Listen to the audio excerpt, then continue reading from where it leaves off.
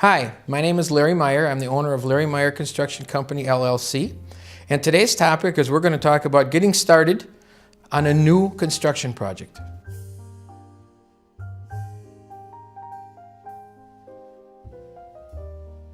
Building permits can be taken out by the homeowner. In most situations, they're taken out by the builder.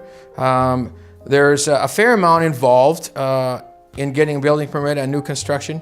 You're going to need a complete plot plan. You're going to have to designate where the driveway is going to go, where you're going to pile the dirt, what prevention you're going to take for water runoff in the event that there's big storms. Then you have to have the whole house plotted out, laid out. They're going to ask questions about your HVAC, your plumbing, so on and so forth. So I would highly recommend that you let your builder handle the permitting process.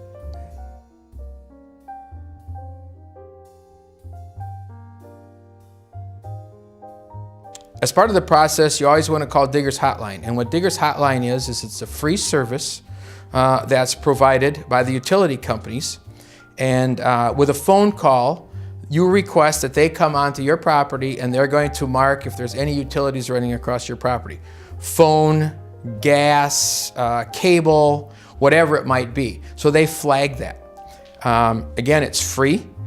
And if you make the phone call and when you go out and you dig and your excavator happens to hit a gas line, let's say, or a phone line that was not marked, or they had it marked in a certain location and it was in a different location and you damaged it, the bill is not yours or the excavator's. It becomes the responsibility of Digger's Hotline. So very, very cheap precaution, but something that I would highly recommend, and actually you should do it on every project.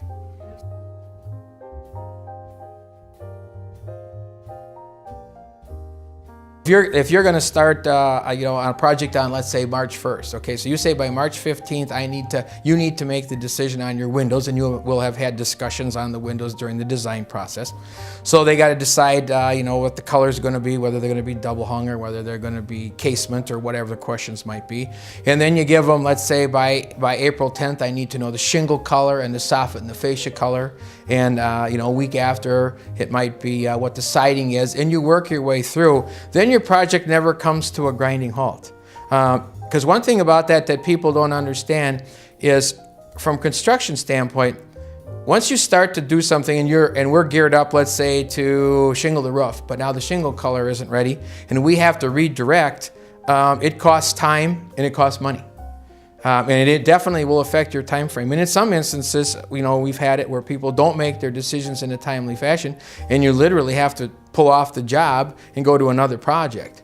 And along with that, then they think that, well, as soon as they make their decision, you're ready to come back. Well, it doesn't work that way. We might have started tearing into somebody else's house, and we might be gone for 2 weeks, and we can't come back until that project is done. And so timely decisions on product selection, it gives you a very smooth flow, makes the project work great, really helps the relationship between the builder and the customer.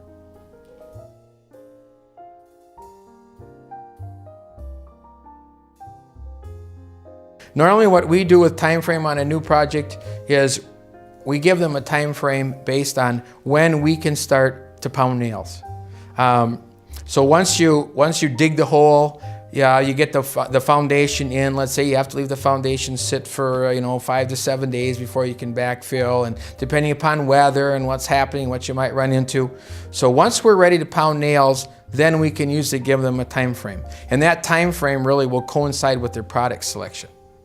So we'll say, okay, it's going to take us 4 weeks to frame, and in 4 weeks is when we're going to need your shingle decision, and we'll be ready to side in 6 weeks, and so on and so forth. So, and that does all depends obviously on the size and the degree of difficulty of the home. So.